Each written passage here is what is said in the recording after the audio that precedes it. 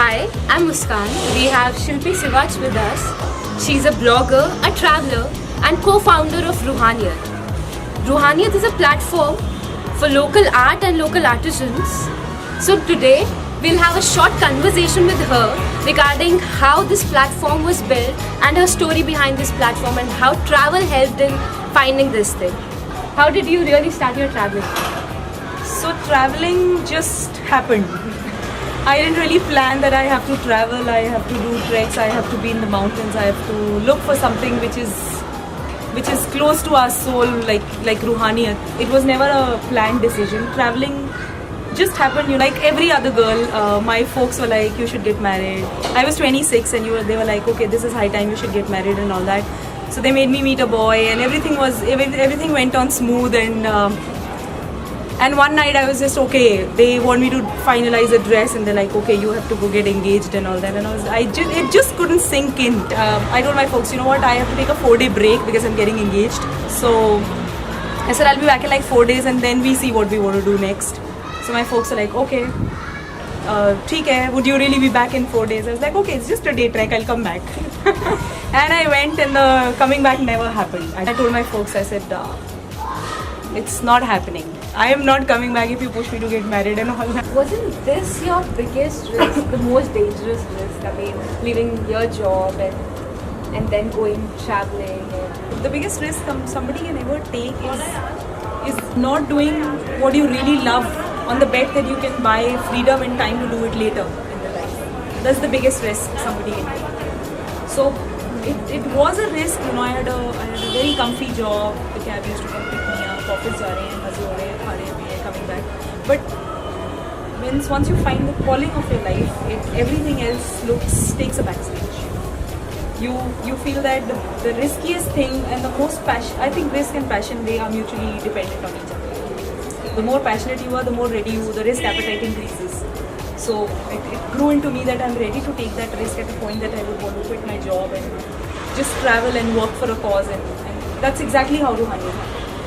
How were you motivated to just get yourself that freedom to follow your passion, to follow your love? I think traveling does that to you. Somebody, not just traveling, if let's say you are passionate about gardening or I don't know, cleaning the streets or whatever, it does that to you. That's what passion does that to you. The moment you figure out कि ये करना है और ये ऐसे होगा, and if you have that plan in your mind, and if your soul is passionate enough, I think I end up getting that. You know, the whole universe conspires to help you. If you found what you really want to do, it's just everything falls in place. You know, I decided to leave my job really, and I enrolled for a mountaineering course in April, and I was like, okay, February I resign, April end 60-day notice period will be over, and 29th I will fly to Kashmir and I will go to Jawahar Institute of Mountaineering and do a basic mountaineering course. But I knew it till that point only. I knew that I will do a mountaineering course, but I didn't know what after that. So one of my friends, like very close friends, told me that, you know, if you know कि किस point तक तुझे जाना है, that's also cool enough. A lot of people don't even know उन्हें किस point तक जाना है. So you know that you're pretty sorted already, so it's okay. Take that risk, do what you really want to do, go for the basic mountaineering course, and when you come back, you'll be a different you. And that actually happened. I came back and I just called Tanya, telling her how the mountaineering course was, how was it trekking in those mountains in Kashmir. And Tanya's like, okay, what next? What do you want to do now? I don't know what I want to do. I knew till this point that this is what I want to do, but beyond that, I never thought about it. So it was like all these 7 months you were preparing for Ruhaniiyat basically. May I did the course. June, mid I came back and me and Tanya were chatting, and that's when Ruhaniiyat happened. She kept telling me that, you know, you have to quit, we need to do something. So that thing was always there. But the point was, what is it that we want to do? We quit and do what? Yeah. I mean, 5 days we look into each other's eyes and discuss things and all that, but what after those 5 days? So we were never sure what is it that we want to do. The next step was to find a name.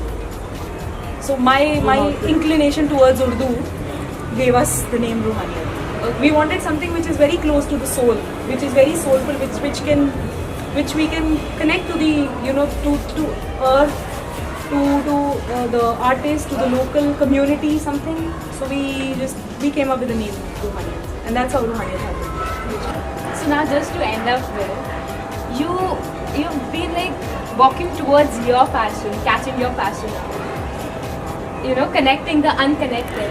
So how would you like to sum up passion for you? What is passion? See, for us, passion is Ruhaniiyat, because there is little bit of Ruhaniiyat in all of us. We just want everybody to find theirs. Telling stories, inspiring actions.